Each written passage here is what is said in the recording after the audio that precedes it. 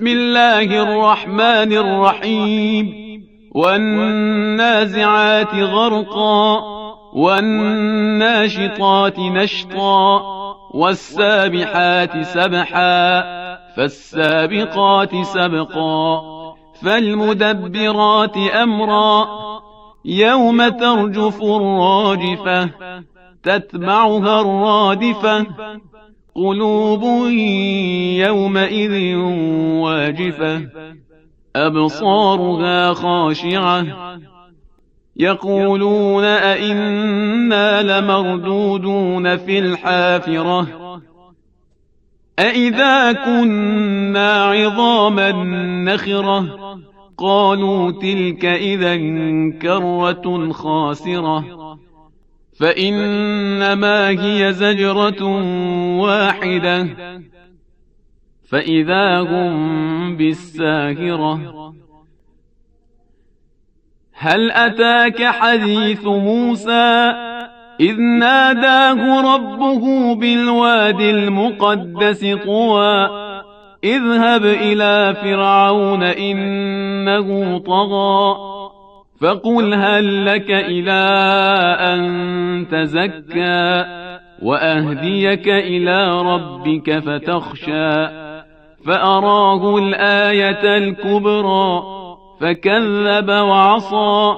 ثم أدبر يسعى فحشر فنادى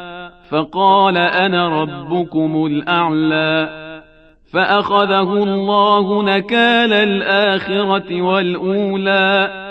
إن في ذلك لعبرة لمن يخشى أأنتم أشد خلقا أم السماء بناها رفع سمكها فسواها وأغطش ليلها وأخرج ضحاها والأرض بعد ذلك دحاها أخرج منها ماءها ومرعاها والجبال أرساها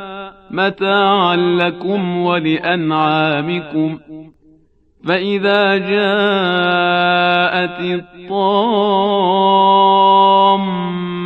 الكبرى يوم يتذكر الإنسان ما سعى وبرزت الجحيم لمن يرى فأما من طغى وآثر الحياة الدنيا فإن الجحيم هي المأوى وأما من خاف مقام ربه ونهى النفس عن الهوى فإن الجنة هي المأوى يسألونك عن الساعة أيان مرساها فيم أنت من ذكراها إلى ربك منتهاها إنما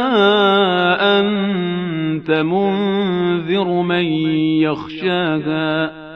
كأنهم يوم يرونها لم يلبثوا إلا عشية أو ضحاها